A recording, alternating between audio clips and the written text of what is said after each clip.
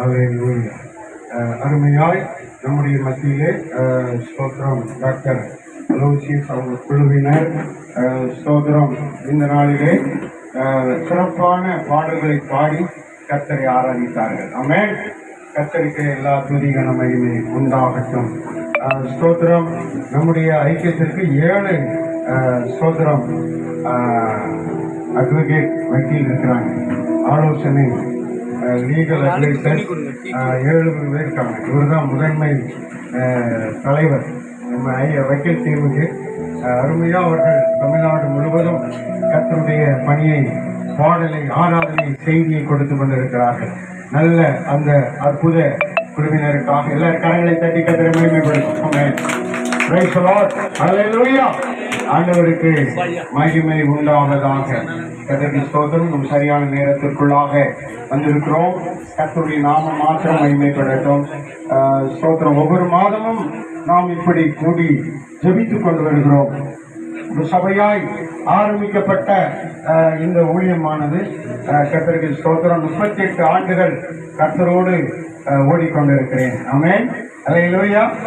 அதற்கு பின்பு தூத்துக்குடி மாவட்டத்திலும் ஒரு ஊழியர் ஐக்கியம், அதுபோல சென்னை பட்டணத்திலும் ஒரு ஊழியர் ஐக்கியம், தேவ ஊழியர்கள் ஜெப ஐக்கிய கூடுகை என்று சொல்லி ஆரம்பித்து ஸ்தோத்திரம் 30 பேர் கொண்ட குழு இப்பொழுது வளர்ந்து பெருகி ஆண்டவர் தொடர்ந்து நடத்தி கொண்டிருக்கிறார்.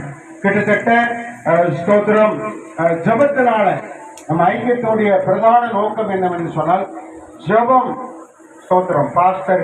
பாஸ்டர்ஸ் மீட்டிங், ஸ்தோத்திரம் இவாஞ்சலிஸ்ட் மீட்டிங் அப்படின்னு ஒரு சாதாரண பெயருடையது இல்லாதபடிக்கு ஜெபிக்கிற கூட்டமாக இது நடந்து கொண்டிருக்கிறது. எசேக்கியேலில் சொல்லப்பட்ட பிரகாரமாக ஸ்தோத்திரம் எசேக்கியேல் 22:30 ஆண்டவர் சொல்லியிருக்கிறார், தேடுகிறார், ஜெபிக்கிறவர்களை தேடுகிறார், ஊழியக்காரர்களையும் ஜெபிக்கிறவர்களை தேடுகிறார். ஆமென். ஆமா, ஊழியக்காரர்கள் நிறைய பேர் இருக்கிறாங்க. கர்த்தருக்கு ஸ்தோத்திரம். 12ல் 4 பேர் தான் ஜெபிக்கிறவர்களாக இருந்திருக்கிறார்கள் இயேசுவின் காலத்திலே. ஆமென். கர்த்தருக்கு ஸ்தோத்திரம். இப்பொழுதும் கூட இந்தியா முழுவதும் அநேக ஆயிரக்கணக்கான ஊழியக்காரர்கள் இருக்கிறார்கள். ஆனால் இதிலே நாம் ஜெபிக்கிற ஊழியக்காரர்களாய் எழுப்பி நிற்கிறோம். கன்னியாகுமரி முதல் உத்தரப்பிரதேசம் வரை நம்முடைய ஊழியக்காரர்கள் தேவனுடைய பணியை செய்து வருகிறார்கள். கர்த்தருக்கு ஸ்தோத்திரம். ஒவ்வொரு மாவட்டத்திலும் ஒவ்வொரு மாநிலத்திலும் நம்முடைய ஊழியக்காரர்கள் இருந்து கர்த்தருடைய பணியை செய்து கொண்டு வருகிறார்கள். மிக முக்கிய நோக்கம் என்ன அப்படின்னு கேட்டா, கர்த்தருக்கு ஸ்தோத்திரம், எல்லா தெருக்களிலும் ஜெபக்குழுக்கள் உருவாக்கப்பட வேண்டும். ஜெபக்குழுக்கள் உருவாக்கப்பட வேண்டும். ஸ்தோத்திரம். ஆண்டவர் அதை பெரிதான அளவிலே செய்ய வேண்டும். 140 கோடி மக்கள்ல 100 கோடி மக்கள் அழிந்து கொண்டிருக்கிறார்கள், செத்து கொண்டிருக்கிறார்கள், நரகத்துக்கு போய் கொண்டிருக்கிறார்கள். அப்படிப்பட்ட மக்கள் எல்லாம் மீட்கப்படணும். அதுக்கு ஊழியக்காரர்களுக்குள்ளே ஒரு அக்னி, ஒரு சுறுசுறுப்பான தேவ ஊழியம், ஆத்ம ஆதாயம் தேசத்திலே செயல்படுத்தப்பட வேண்டும். அதற்காகத்தான் நாம் கூடி ஜெபிக்கிறோம். வேற எந்த காரணமும் அல்ல. கர்த்தருக்கு ஸ்தோத்திரம்.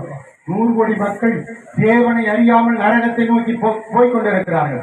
அவரவர் ஊழியத்தை பார்த்து கொண்டு, அவரவர் சபையை நடத்தி கொண்டு, அவரவர் குடும்பத்தை பார்த்து கொண்டு இருந்த காலம் நிறுத்தப்பட்டு இப்போ தேசத்தை நாம் மனதில் வைத்து ஜெபிக்க வேண்டும், ஊழியம் செய்ய வேண்டும் என்ற அனுபவத்துக்குள்ளாக.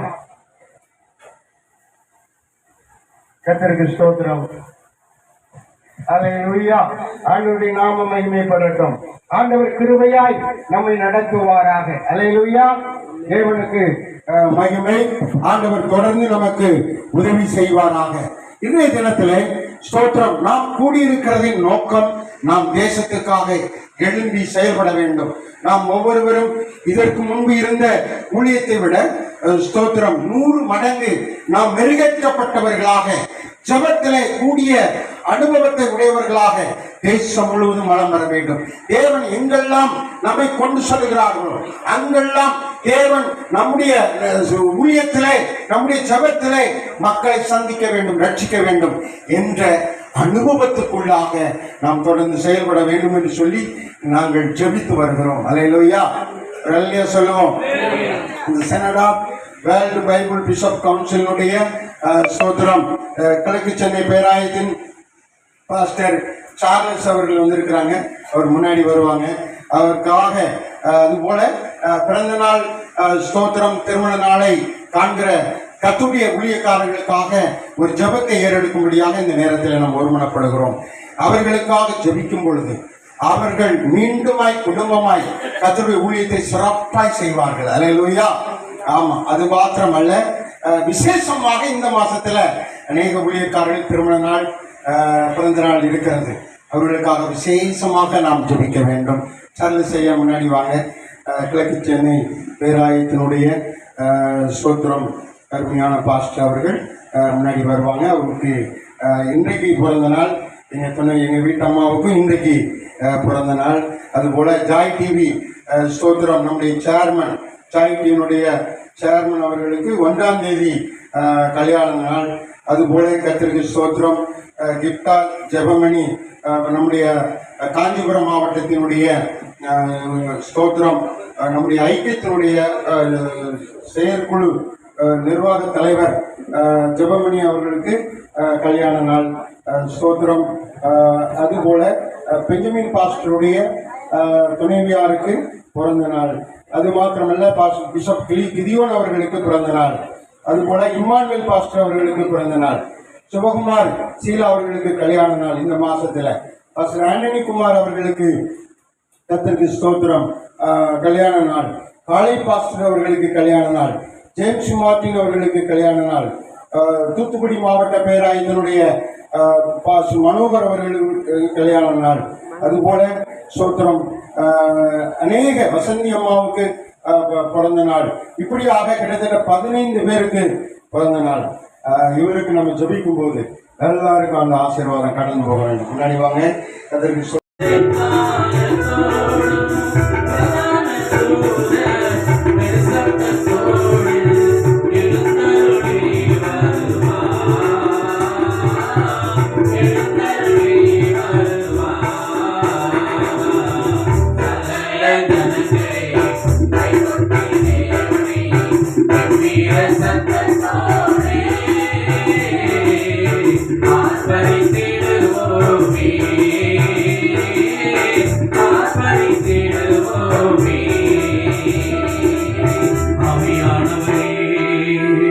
சர்வவல்லவரே, உங்களை ஆராதிக்கிறவர்களே, இயேசுவே, எங்களுக்காக பிறந்தவரே, எங்களுக்காக சுவிசேஷத்துக்கு வளர்ந்தவரே, எங்களுக்காக ஆண்டவரே இந்த சத்தியத்தை சொல்லி வந்தவரே, உங்களுக்கு நன்றி. ஹல்லேலூயா. உமக்கு நன்றி ஆண்டவரே, நன்றி ஆண்டவரே, உமக்கு நன்றி ஆண்டவரே, உமக்கு நன்றி அப்பா. தந்தை துணியோ கர்த்தருக்கு கடலில் கோலமரா. தந்தை துணியோ கர்த்தருக்கு கடலில் கோலமரா. விலையேற பெற்ற உடையலங்கரிக்கும் வீணாசையும் நமக்கே.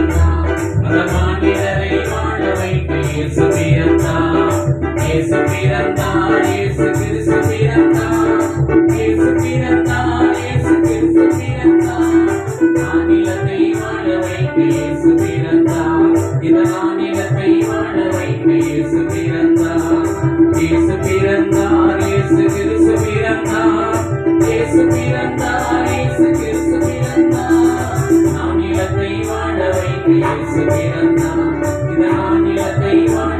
இயேசு பிறந்தார்